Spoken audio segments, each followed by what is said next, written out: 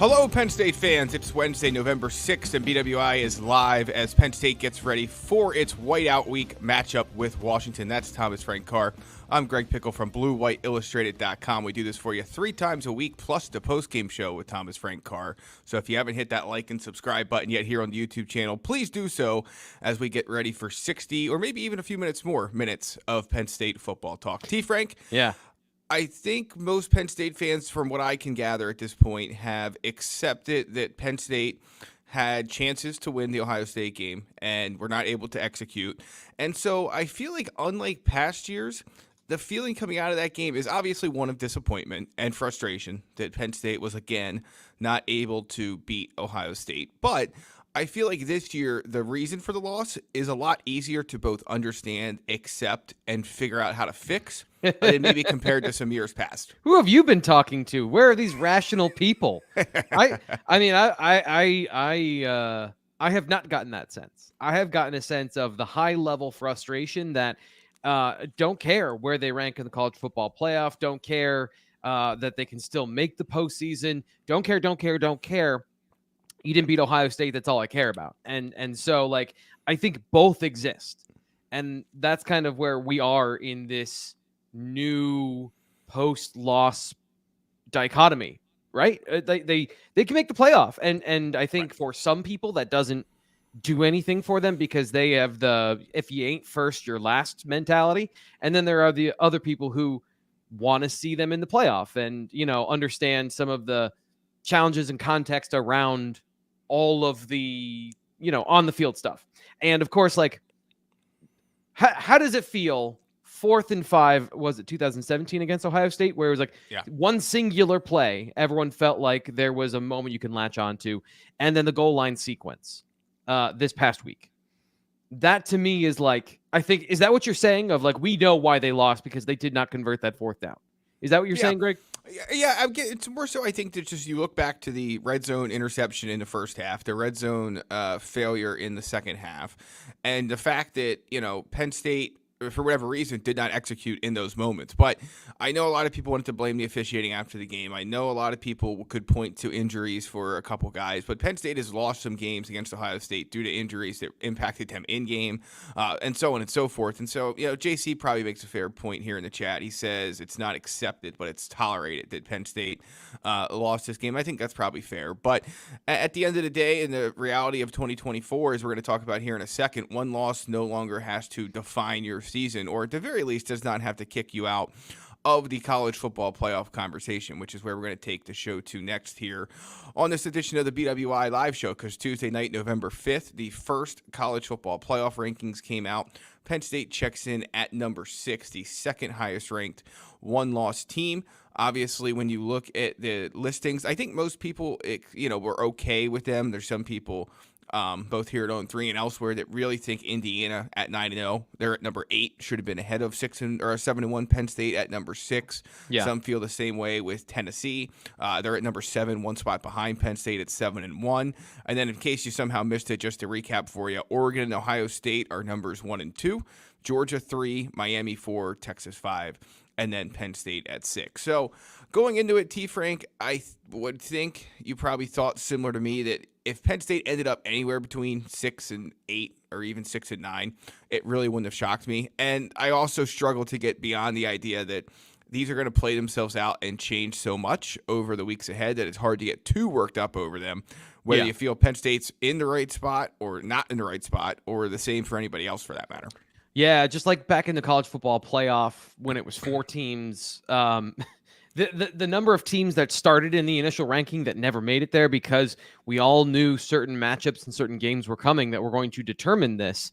The initial ranking is important to stay in the race.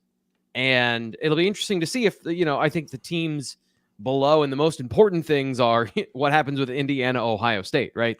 If Indiana gets that win over Ohio State, then that changes significantly where you're going to say, okay, Ohio State has 2 losses, but they beat Penn State.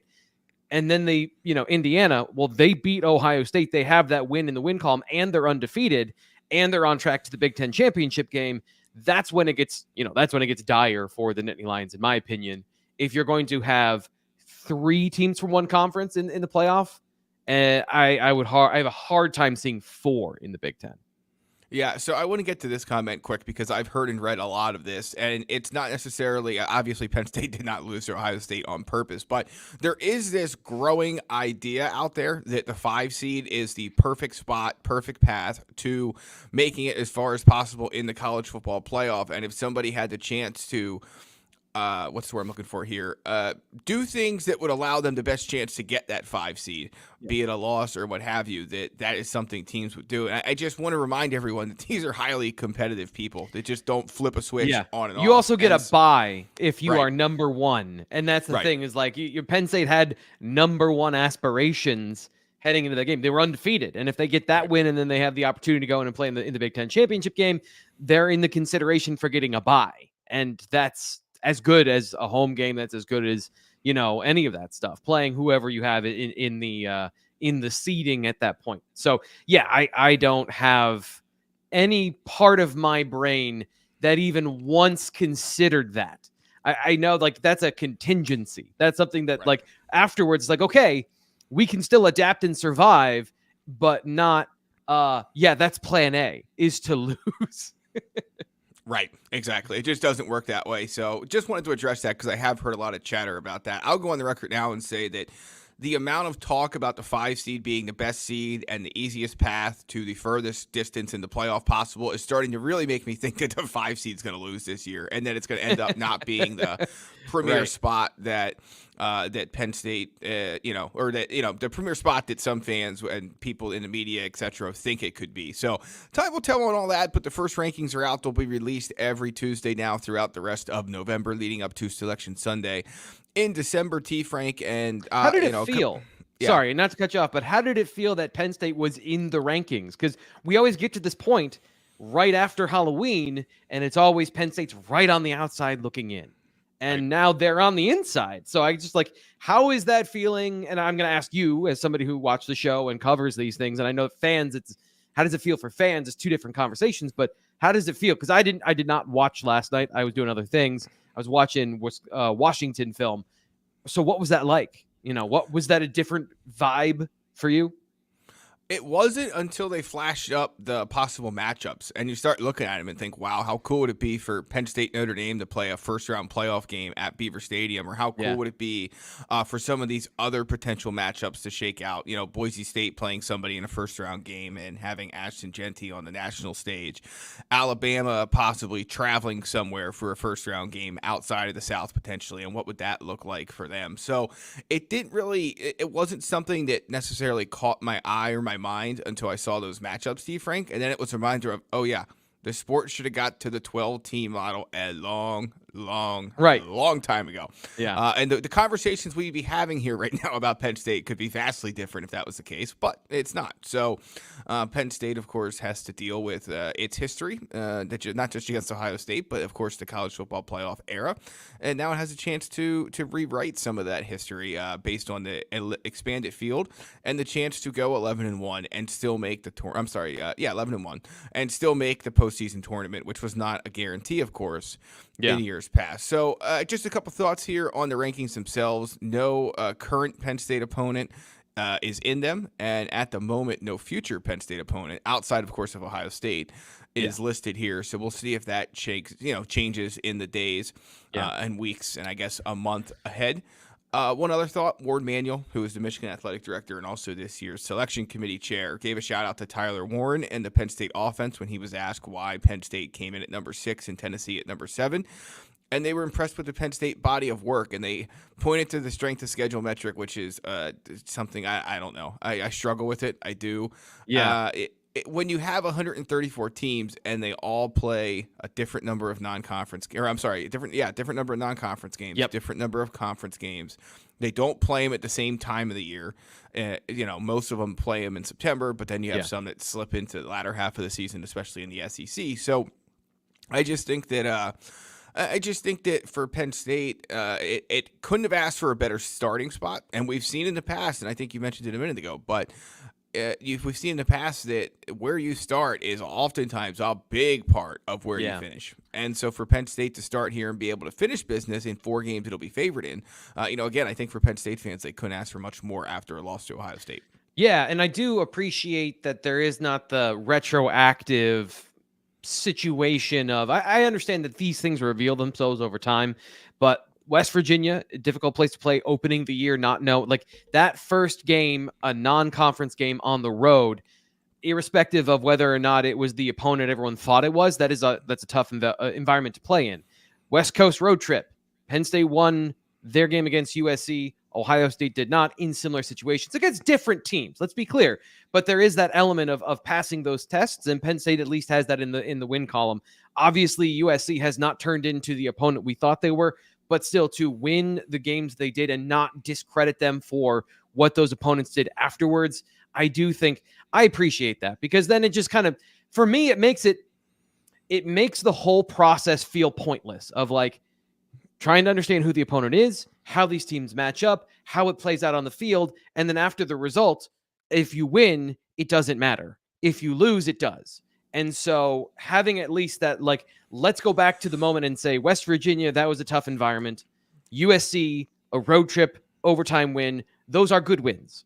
Are they great wins? No, but they are not worthless. And so, like, there is at least that perspective in the conversation. Yeah, and I think one other thing that's important to remember is the metrics the committee uses are not always the ones that everyone thinks of. There are advanced analytics and data and math, and polls rather, that they have access to. Like if you look at SP Plus, from Bill Connolly over at ESPN, widely respected set of rankings that are very data driven from him. He has USC at number 23, despite the fact they're 4 and 5. And I'm pretty sure whatever metrics the committee is looking at are probably more favorable than you would think to the way Penn State, the committee views Penn State's win over USC based on that data. So I would keep that in mind as well as you think about the strength of schedule component of all this. But yeah, all told, I think that, again, Penn State should be very happy with where it's at. And now it's on it to go out and finish the job. Finish the year undefeated, or undefeated from here, and with one loss in the regular season.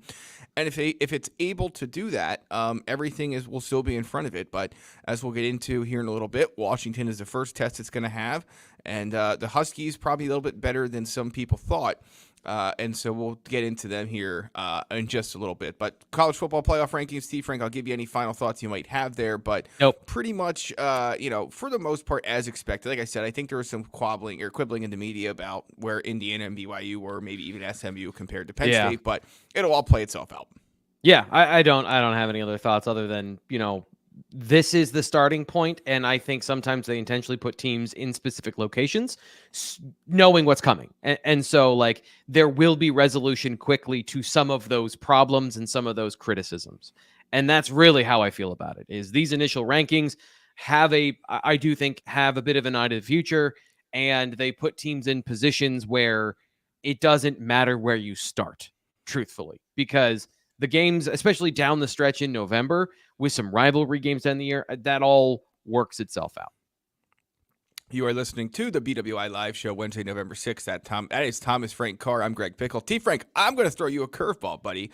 Yeah. I am going to ask you to tell listeners about our sponsor here for the Wednesday show, and I'm going to go pull up some info to take us a little bit off script from the rundown we put together. I promise I won't go too far afield. I do this all the time to people, so This is fair play. I'm all for audibles. Truthfully. I see the chat talking about something that we're going to have a story on at BlueWhiteIllustrated.com a little bit later today. So we might as well do that. But first of all, we have a great sponsor here on the BWI Live Show we'd like to tell you more about on this Wednesday edition. Thanks for being with us. Yeah, I don't play favorites with our sponsors, but there are some that I understand a little bit more and that I have a little more knowledge about than others.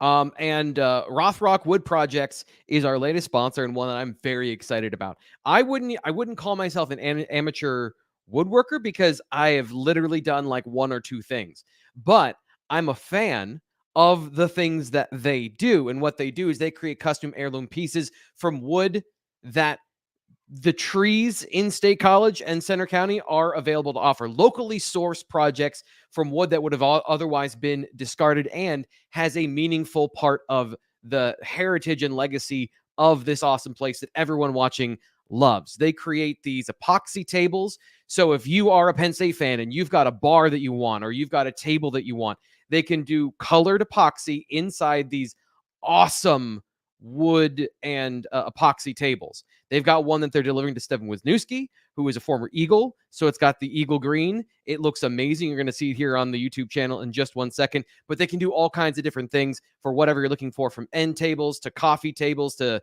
regular tables to bars, dinettes, sofa tables, anything that you can dream up, they can probably do. Obviously, they specialize in live edge, but they can do a bunch of different things. And the cool thing is, the newest thing that they have is they signed a contract with the borough to procure trees that are being removed from the town. So you can literally own a piece of State College. If this is something you want, I love these dining tables because they are custom, they are unique, they are individual. So if you're going to go spend a lot of money to buy a table that looks like another table and looks like another table and looks like another table, cool. Or you can have something that is a one-of-a-kind piece, that is a conversation piece, and is beautifully done. Their craftsmanship is awesome. Like I said, I watch woodworking videos on YouTube, so I know what looks right and what looks good, and they do an awesome job. Scott is awesome at this. So once they get all that stuff dried and cured, they're going to have beautiful pieces for the community here in State College and people who love State College, who love Penn State football. Check out their Facebook page and Instagram to order or stop by in their showroom in Bellefonte. It's awesome. I was there. If you're watching the YouTube channel, you saw the pieces they have in their showroom. And if you want something for the holidays, they have a bunch of charcuterie boards and serving trays and things like that they can sell you right now. But the dining tables, Greg, those are the ones that I think are awesome. And, not that I have an eye on one, but I definitely have an eye on one. Well, thank you to, Rothrock Wood Project for being a sponsor here and supporting the BWI Live Show. Thanks all of you as well. One thing that was not on we're going to go number 2 here. Super Speedy says, I'm just hoping for a loss at this point. Then we will see if James will actually step down like he promised if he doesn't take the team to the playoff in April. Just so we're all on the same page, that was an April Fool's joke, something that Onward State does every year on April Fool's Day. So if you read that or if you find it on Google and think it's real, it's not. It's a joke. Yes. So let's just clean that up. Speaking of supporting the show, Stephen Light, thanks for your donation, for always being here on the BWI Live Show. Colt and Nicky seem to go more conservative against Ohio State. Have I got that wrong? If not, do you expect that trend to continue? You okay answering that now? I know we're going to get into the film study a little bit. You want to do it now or later? We can talk about this now. I'll just kind of lightly brush over some of the topics, and something James Franklin and I talked about on first off, I pointed this out in our Sunday film study, and then James Franklin mentioned when I asked him this question about the passing game, and basically he said, like, yeah, we were chipping defensive ends so that we did not allow them to ruin the game. So when you chip defensive ends, you end up taking more of those players out of the pass pattern than you would have. Instead of having 5 players in the pass pattern, you have 3, and maybe you get a 4th or a 5th. But they're out very late in the pass pattern, and the defense has time to adjust and adapt. So that's just one aspect of that. We're going to get into later about taking shots in the drop back passing game. So generally, I went back and I would say no. They were not less aggressive. They were less effective. You can't. So I'll give you the number now. They had 9 plays that I would consider shot plays. Drew threw 4 passes. So about half of them, there were no open targets. Ohio State was just better on those plays. Maybe one of them, you could make the argument he should have thrown and didn't. So you've got one, Drew maybe should have thrown it, and then like the rest were, hey, it wasn't open. And we'll get into the reasons why for that. So I don't think there are some things they were less aggressive on, but that is also because of the matchup and the opponent and the scheme and all those things that dictate you can't necessarily run 4 wide receivers down the field the entire game. That would be irresponsible in putting Drew in a bad position to have him stuck in the pocket against a good pass rush. Now, in the end, was it as effective? No, but they didn't give them a ton of opportunities, especially consecutively, to get pressure on Drew. So there's a balancing act there. And I would say that no, they were not more conservative. They were just less effective overall. All right, Steven, thank you as always for the donation. We have another super chat here. You can always join. Your question goes to the front of the line with the super chat, so we appreciate it. Mech Engineer 100, thank you as always for being here. Writes, one more time, the conference championship game has nothing to be gained for the loser. Another loss, more travel, a week less rest, injuries, needs to go the way of the leisure suit. I don't think anyone would disagree with you. Right. It's 100% correct. Here's the problem. Until they either expand the field and those conference championship games get essentially folded into the The bracket. playoff. Yeah. Or the TV networks and the conferences come to a different agreement about those conference championship games. They're not going anywhere because they are big money makers for everyone involved. Yes, the losing team is kind of stuck holding the bag, so to speak, because of all the reasons you list there. They do have to travel. They do have a one less week off than everybody else. Excuse me. Obviously, the chance for injuries go up anytime you take the field. So, no doubt. But, again, I think that unless there is going to be a renegotiation of the current contracts with the TV networks and the conferences, those just aren't going anywhere anytime soon. So at least a couple more years of those, and then we'll see what happens as They're things not going move anywhere. forward. No, I don't think so either. Again, I think that you could get to a point where they are folded into the bracket, kind of like we see in Pennsylvania, for example, in high school sports where districts lead you in the states. And so I think that's possible. But, yeah, I have a hard time envisioning a world where they completely go away. Again, may have a different format or a different, part of they will be a different part of the structure. But too much money to be made. And if we have learned nothing over the last couple of weeks, years, it is that money drives this sport, especially TV money. How did we not learn that? Right. Like that's the first thing. I know that wrapping yourself in the glory and the patina of ancient history is like the number one thing that the NCAA has done to survive this long. But like it takes 2 seconds of critical thinking to see they've been doing this since the 90s, since television. And like I don't know, like yes, that money is the number one driving factor in all of these decisions. So I don't know. I don't have the. I've already spent too much time talking about it. Truthfully, is what I'm trying to say. All right. Well, let's move on to a different topic then. Again, thank you guys for the super chats. We really appreciate your support of the BWI Live Show. T. Frank, the off-script way I wanted to go here for just a minute, and it came 2 questions pretty early in the show. Tim McAndrew said, we need to play these young guys. Isn't that the reason why Penn State went after them? And then David said, do we need to give another wide receiver a chance? And, of course, Tyser Denmark was the follow-up there. It is a valid conversation right now because we have reached a point of the season that with 4 games to go, any Nittany Lion who has not yet played in the game could play in all 4 regular season games left and as many postseason games as they want and still keep a year of eligibility. So I do want to recap that real quick. So right now you have 3 guys who have already burned their red shirt: Luke Reynolds, Cooper Cousins, and DeJuan Lame. You have one guy, Quentin Martin Jr., who has been in 3 games, has been hurt and out for the last 2. So we don't know his status yet. I can't imagine a world where Penn State does not keep a year of eligibility for him at this point. So again, to be clear, he can play in 1 more regular season game. And then, as many postseason games as desired and keep that year. So unless there's injuries, I really have a hard time seeing Penn State not getting that to the finish line at this point. You have 2 other guys, Vabo Torre and Max Granville, 2 defenders, a safety and defensive end, respectively, with 2 games played so far this season. So each of them can play in up to 2 more regular season games and keep their red shirt. And you have a pretty decent list of guys, including Tyser Denmark, with 1 game. So they could play in 3 of the final 4 and still keep their red shirt. So I think this might come up tonight, T. Frank. We usually mention this a little bit earlier in the show, but we had some other stuff to get to. It is Wednesday, which means it is a practice viewing night. It is a James Franklin Speaks to the Media night. So I won't be surprised if this comes up, sort of just the idea of how Penn State plans to manage this. Marcus Hagans, we talked about this over on the Blue White Illustrated message board inside the Lions Den forum, and I love you guys that are here. If you're a member, thank you for being there with us.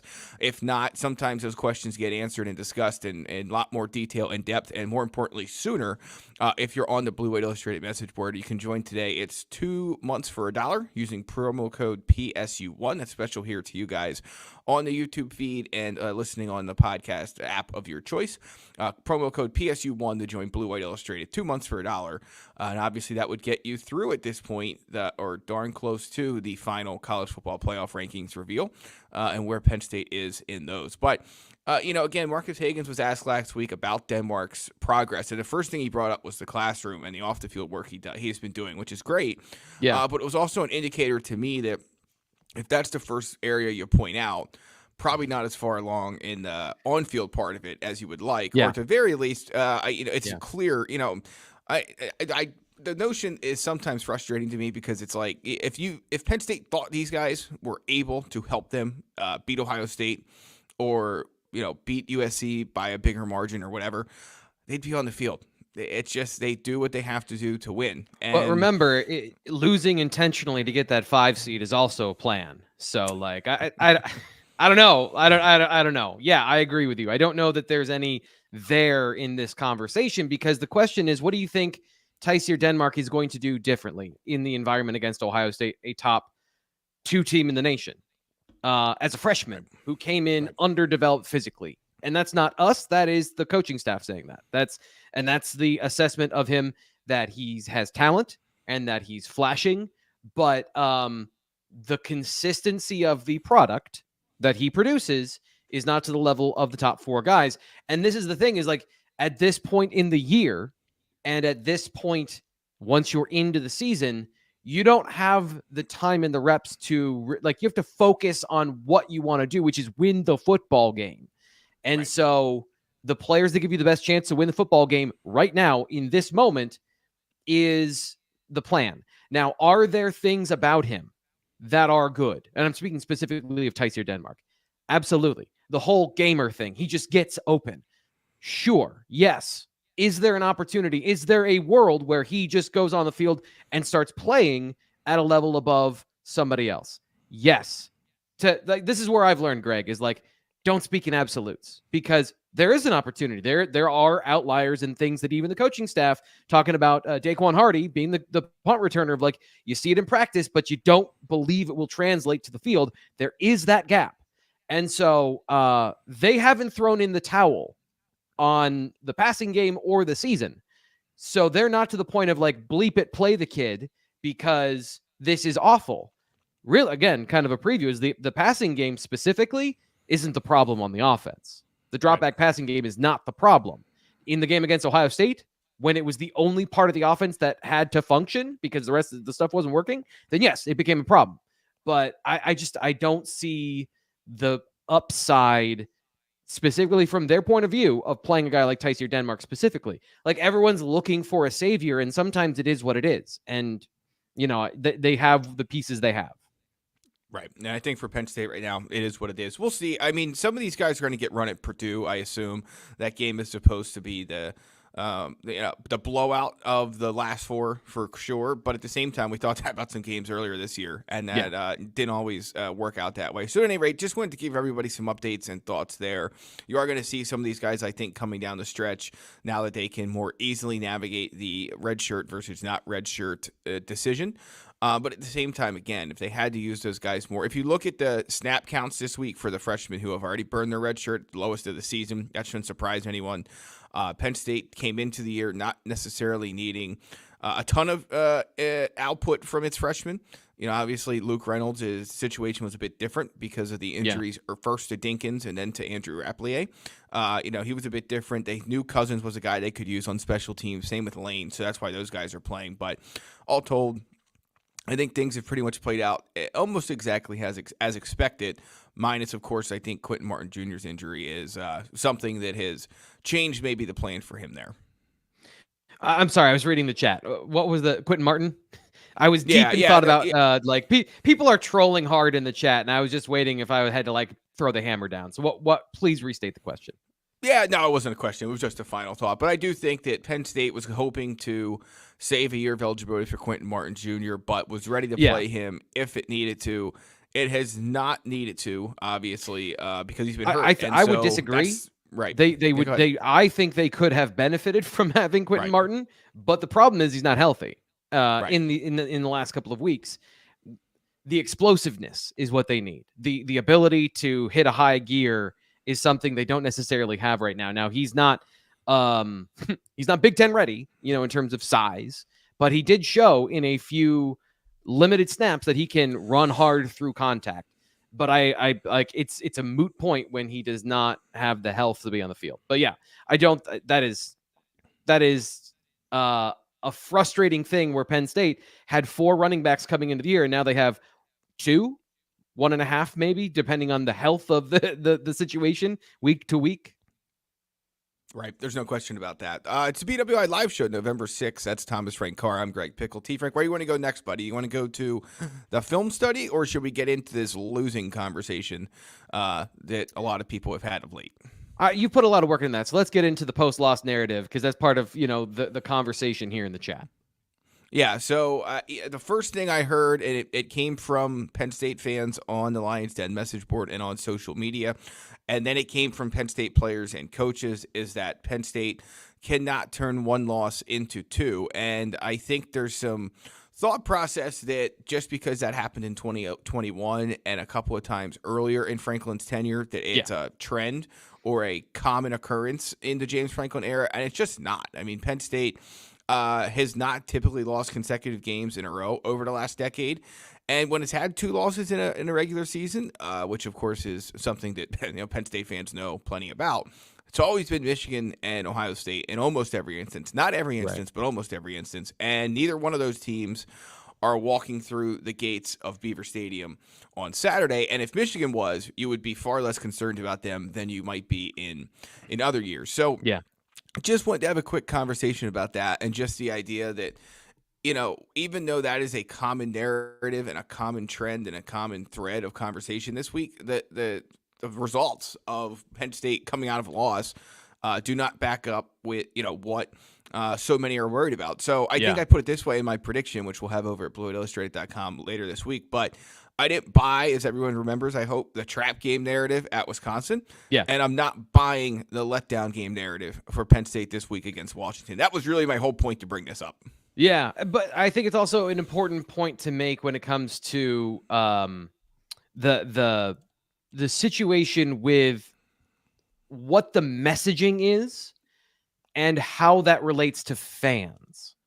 So James Franklin has to say that it has been a problem in the past, and he does not want it to be a problem again. And you have pointed out pretty clearly in the data that they fixed that problem, but the players aren't the same as they were in 2021. They're not the same as they were in 2017 or 18 or wherever those losses came that caused those problems. It is a continual refresh of the message to the players on the team that, hey, this happens if you're not aware. It's kind of like the conversation of coaches preach perfection and then they don't reach it, but internally they have an understanding of we'll never be perfect. We're trying to get there. And then the idea of perfection in college football permeates so deeply that you get the dissent and the anger and the resentment that you have here on the internet. So I think that this is as much messaging as it is narrative. And I don't see any way around it. Like, the coaching staff has to feed into the narrative so that it doesn't become a reality and keep their players aware of that. But for fans that think it's inevitable, Greg, just put up the graphic again. It is not inevitable. The 2021 conversation against Illinois, I understand you don't want any context. It's no nuance November. The starting quarterback was hurt and played poorly, and they couldn't throw the football. And they lost PJ Mustipher, who was their only defensive tackle that year. Should they be better to beat Illinois every single season? Probably. But specific injuries like this year have caused some short-circuiting in the offense and the defense, et cetera, et cetera. Again, I don't want to re-adjudicate that. But even in 2021, the loss to Iowa, the quarterback did not play in the second half of that game. So, again, I don't know why I'm going down this road, but like, the evidence is pretty clear that Penn State does not have an issue with that, but they have to act like they do so they don't. I agree. And we heard that from the players yesterday, but just to reiterate, after listening to James Franklin on Monday, listening to Zane Durant and Vanga Ioane on Tuesday, and I'm sure if we were listening to Drew Aller talk at 10 o'clock this morning, I just don't have any issue Penn State will be able to put this loss behind it and move on and take care of Washington. Again, could it lose to Washington? Sure. To your point of not talking absolutes, I have a hard time seeing Penn State losing as a 14-point favorite to Washington in a home whiteout night game. Yeah. But at the same time, crazier things have happened. It's a crazy year in the sport. But if they do, my point being is it's not going to be a letdown, and it's not going to be because Ohio State beat it twice. Yep. Yeah, and the reasons might be what we get into next. Yeah. All right, let's do that. It is time for the Sunday film study on Wednesday on the BWI Live Show. T. Frank dives deep into the film to go beyond the box score, beyond the numbers, and beyond what maybe sometimes you saw live that you thought you saw, or vice versa. So the topic of conversation today, and we got into a little bit earlier with Steven's super chat donation, which thank you so much for that. But, I'm looking at this rundown here, T. Frank, and I think you can really start this conversation anywhere you like because just reading the chat, reading the Lions Den message board, reading social media, Penn State fans just want answers about this offense that Andy Kotelnicki was brought to Penn State to run and score points and all these things, be explosive, not just in general, but against Ohio State. We all watched it. We all saw it. We all know what happened in terms of Penn State's failed goal-to-go opportunities in a 2013 loss to the Buckeyes. So take the reins and run, buddy. I'm just going to sit here and press buttons, so go for it. All right, so I spent the last 2 days diving deep. First off, watching the film and understanding from that perspective what happened and why as best you can, trying to go through all the plays on both sides of the ball in one day and not having the time or the resources to have a team of people doing that. So all the people breaking down the film provide something different and have their own context and perspective and probably notice things that I don't. But generally, here's the problem. Penn State can't run between the tackles. They can't run the ball, full stop right now. They're having issues with that, and they're trying to scheme around the fact that they cannot run their standard run game between the tackles since entering Big Ten play, specifically since Nick Singleton got hurt at the end of the Illinois game. I think that it's very clear that has an effect on the offense. Broken tackles are way down. They rank in the bottom half in the run game for broken tackles in the run game since entering Big Ten play. We talked about this of Anthony Donko, his injury and the knock-on effect of not having that one kind of ace up your sleeve in the run game, and that exposes some of the other things in the offense. And again, I don't want to be out here disparaging football players, but when you've got 60-year offensive linemen that didn't move on to the NFL and came back for another year, that there's a subtext of what they can and can't do against the best of opponents, and that has been the issue. And Greg, the biggest problem is that Andy Kotelnicki's offense is based on distortion, right? We've talked about that all offseason, the ability to pull the defense apart and to point and shoot the quarterback into the holes given, and then to have the run game in the holes given by that distortion. So specifically, all the way back to the beginning of the season, Penn State and outside zone, those are very important things that have to work together, and that's the number one thing that is not working right now. So inside zone is a wide zone running play that typically hits between the tackles because of the way football works. We can get into the details and the blah, blah, blah, but really outside zone is an outside running play that hits between the tackle and the guard, or the guard and the center, depending on how the defense plays it. Let me see here in the notes, because if you look at, it's just a string of numbers that Greg's looking at. So they are now 13th in the Big Ten out of 18 teams in outside zone yards per carry. In explosive runs, they have 4. So since Singleton got injured, he is averaging less than 4 yards per carry on outside zone. That is a problem. Now let's talk about the traditional run game versus the read option and how that affects the offense. So when you distort the defense, you are asking the offense to run one way and pull the defense with it. 2 things are happening. The defense is not running with the offense because there is not the significant threat of those offensive linemen in that running back combination they have right now of generating those explosive plays between the tackles in the standard run game. Then let's fold in the fact that there's no pressure on the defense from the read option with Drew Aller under center. There's a disconnect that they have been trying to work through all year long with Bo Prabula and Tyler Warren and putting guys in the under center and motioning and shift, and all of the window dressing is to address the fact that that they don't have that dynamic split. The offense runs one way, the quarterback can run the other. That is not happening consistently. So it has to win outright between the tackles. That affects their ability to run the ball with Aller under center. And then it's on him to win on third down. It's on him to win through the standard passing game. And here's a stat that's important. 80% of his dropbacks are straight dropbacks. In the pocket, no movement, no mobility, no RPO, just him operating the passing game. And actually, if we look at what happened in the Ohio State game, that part functioned. Like they were able, like we said, they got 3 of 4 explosive plays. I think Ohio State was 1 of 3. So in that pure sense, Penn State's passing game was part of the solution, but they were not the answer. They could not operate in that environment to fully keep Penn State in the game because the running game was not explosive and it wasn't working. Think about the runs that were successful. Nick Singleton on a sweep when the offensive line is standing on the sideline, essentially, and they're running behind the tight ends. They are literally moving the defensive line anywhere they can to run around it because they cannot run through it. So that is the biggest problem right now, is that against USC, the drop back passing game, Drew Aller, good enough to win that game, to come through in a big way. Against Ohio State, who has good defensive backs and an environment where they're allowed to do what they did, the Penn State receivers were not up to that task.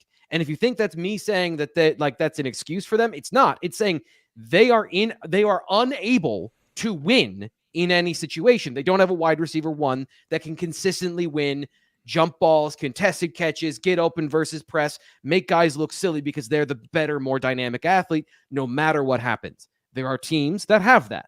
Penn State does not. So they need a certain set of situations to win. And without the run game support, without the RPO and the play action and all of those things working in synchronicity, you don't have that in Andy Kotelnicki's offense. And that's what it's built on. It is built on shredding the defense's discipline and principles based on the threat of the run, even on plays where they are not running the football. And that's it. There you go. Like, it is the thing. I went into all different types of categories, Greg. I went into all different types of ways to split up the nuances of these things. It comes back to the basics of they can't run the football, and that's causing a problem in the rest of the offense. So there you go. All right. And I think that it's interesting. Enough? I mean, right. Yeah, hit the nail right on the head.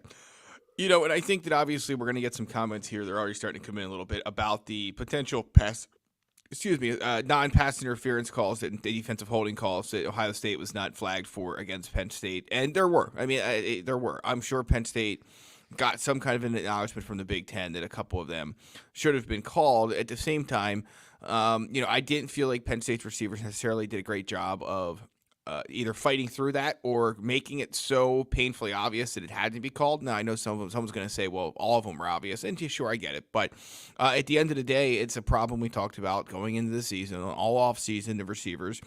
And it came home to roost in this game. And when you combine that with Penn State struggling to run the ball in Big Ten play for a variety of reasons, it's just not a good combination right now. What'd you make of James Franklin noting that he didn't feel like the Bo Prabula package was effective, and that's why Penn State got away from it? Because if there's anything Penn State fans like to talk about, it's Bo being the fix for this offense, for this attack, and able to create explosiveness with him that it does not feel like it's getting with Drew Aller. Just any thoughts on that? Because when it caught my ear that he was willing to go there right away, I appreciate the honesty, but it's not like him to always do that.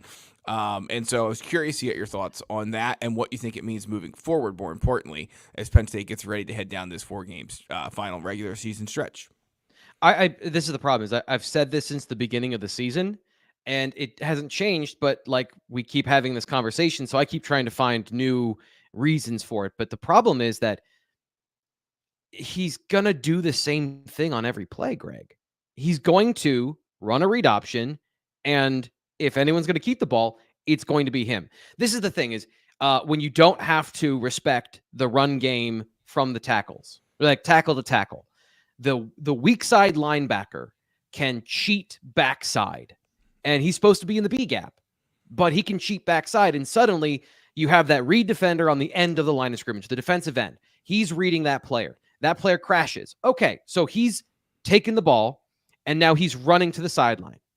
But Ohio State doesn't respect the internal run game because they can just win with 4 up front. So the will linebacker is now in his face, or they blitz a safety because, again, they're not expecting him to throw. So everything that happens is within 10 yards of the line of scrimmage, and so they just flood the field with defenders there. And the pitch play to Fleming or to Warren or to whomever, they're dedicating 2 guys coming over the top. Everything's covered. And Bo is a good runner. He is not as somebody tried to tell my wife the other week, Lamar Jackson. Like, he's not an athlete that is going to out-athlete everyone. He is faster than Drew Aller. He is a tough runner, but he also doesn't break a ton of tackles, and he's not going to run around elite safeties and linebackers.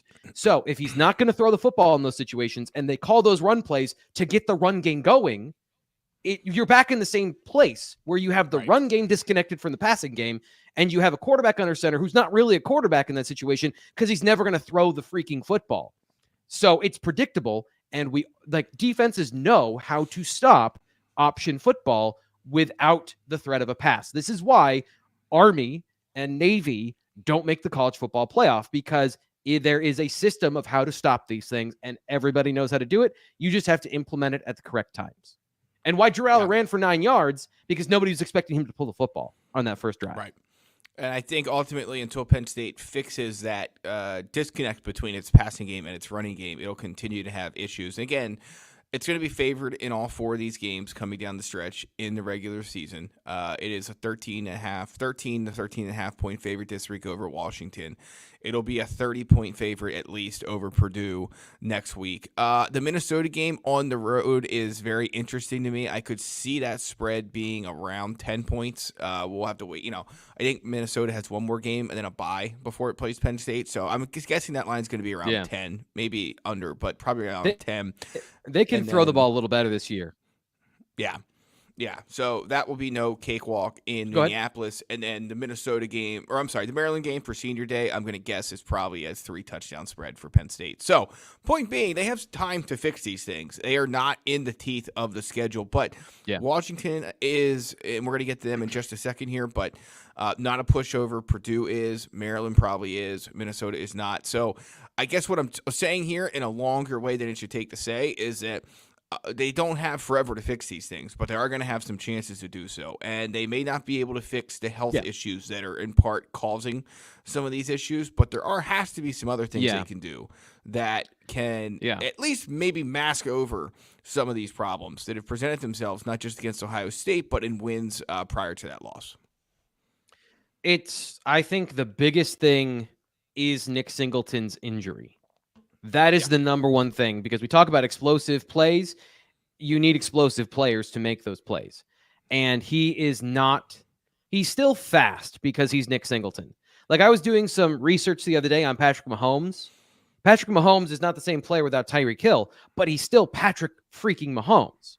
Nick Singleton injured is not an elite tackle breaker right now, but he's still very fast, which is why they're getting him in space. They're trying to get him the football where he doesn't have to break a tackle from a linebacker, and he can just kind of run in a straight line or run, maybe around somebody. But when you watch him take contact now, go back, and I know you're going to say non-conference, it doesn't matter, but look at the way he runs and how he runs versus the way he is now. There's no pop through contact.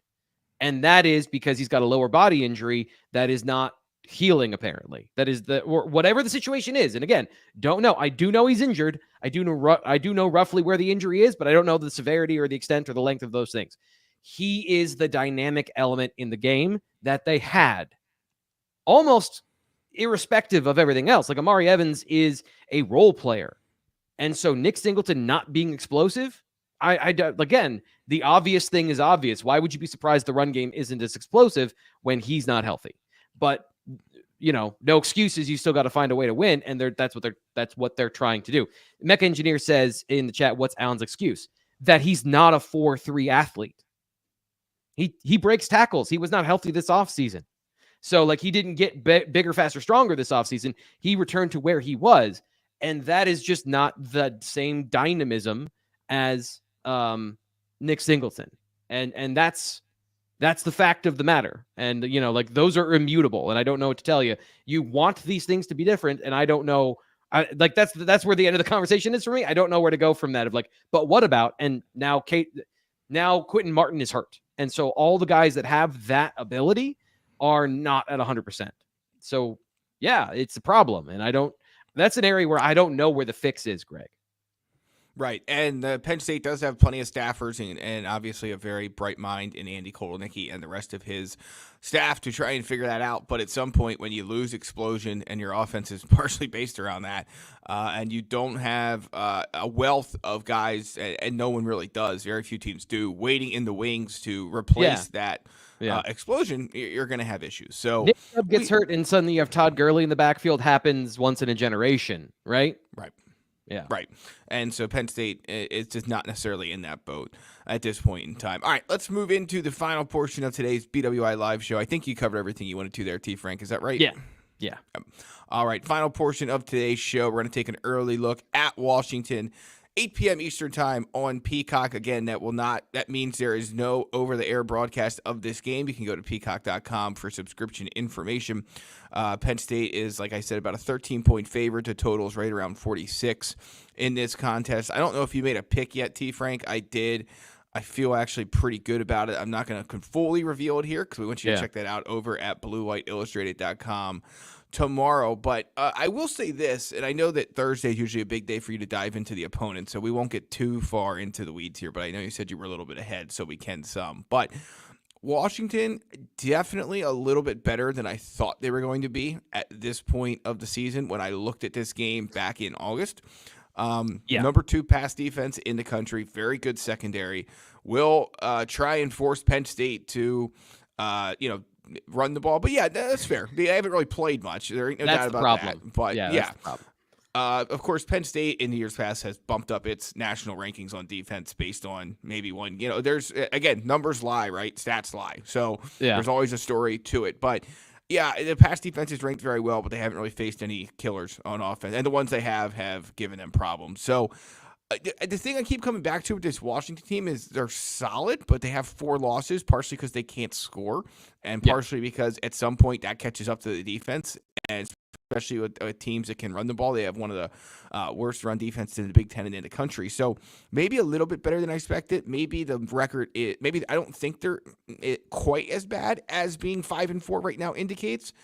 At the same time, I don't see this as a team that should really give Penn State a lot of problems on Saturday. Yeah, sorry, I was trying to pull up the names of all the individual quarterbacks that they've seen. Calic Manis at Rutgers is... I say this. There's a reason Kyle Monaghan runs the ball so much. I think we could probably leave it at that. Yes. To me, he looks like if Carson Wentz had less talent, is how he plays. And like, I don't know.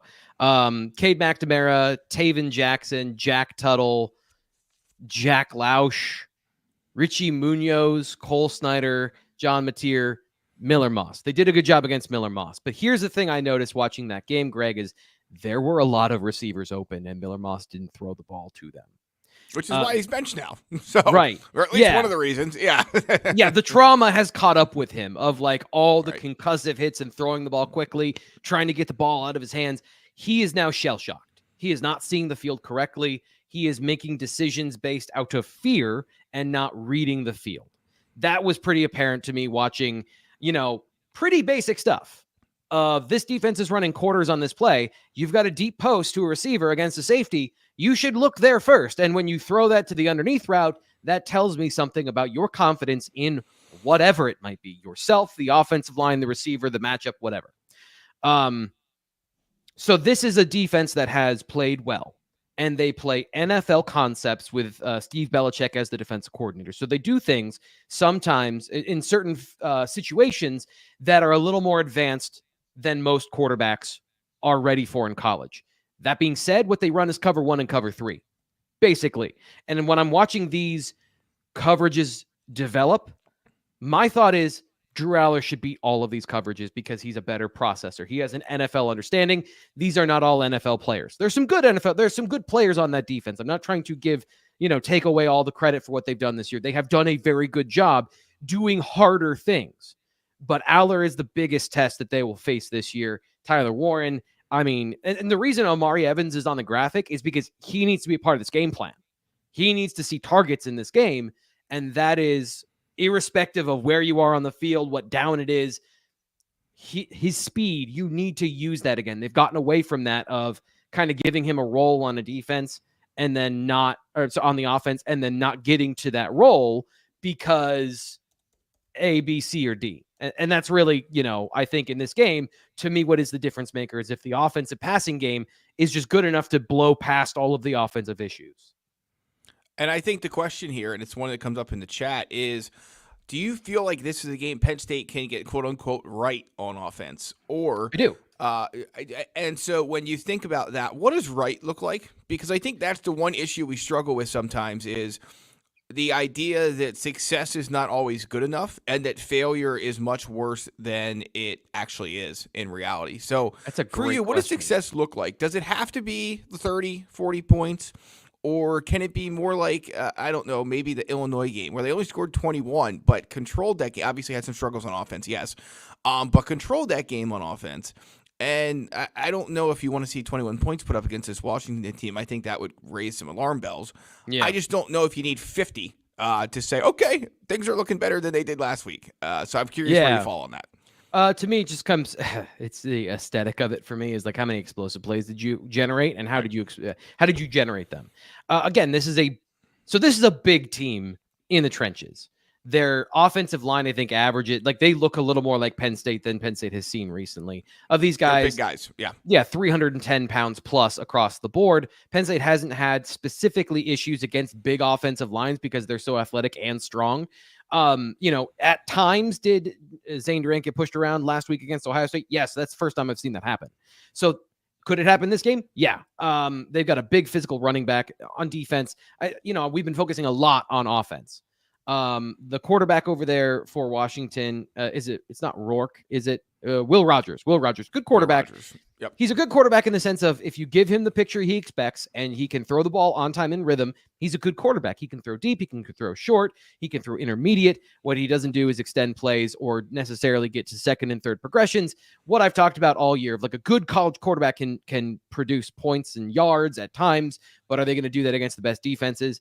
I don't see the same issues that Penn State had last week on either side of the ball. So let's talk about their corners. At least what I saw from what they did against USC, they did not press, they did not hold, they did not grab. That's not their style, but they do play man coverage. So this is where on the offensive side, you need to win in a diversity of situations in the passing game specifically, because I believe that's there for the taking. The run game might just be what it is at this point. They need to be efficient. They need to generate enough yardage to set up the pass game for success, which should lead to explosive plays and touchdowns. And 30 points, let's say 30 points, where they've been good this year. They get to 30 points, they win football games. So 30 through 35 points. Great would be 40. Someone in the chat saying about 5 pass plays longer than 15 yards would be progress. Washington has only allowed 15, 20-plus yard pass plays this year. Again, the quarterbacks they're facing are not murderer's row or anything close to it. So Drew Aller certainly is the best quarterback it's faced. Where this receivers group ranks among Washington opponents, I just don't know enough about who they've played in the groups that have faced them. But that's where I'm doing work too of like what I've seen the initial stuff of against the USC wide receivers. There was a lot of bad buried in Miller Moss not being good. But what do I take from the Iowa game? I haven't even gotten to some of the other games they played this year. So that's where, this time last week we were talking about the Penn State receivers getting open against Ohio State because Oregon did it. And it's like, well, matchups are important. Situations are important. Let's see, like, how does all that work out in the wash when you're trying to hold up two things that have not been side by side yet? How do you understand that comparison? It's Wednesday. We're still doing work on that for sure.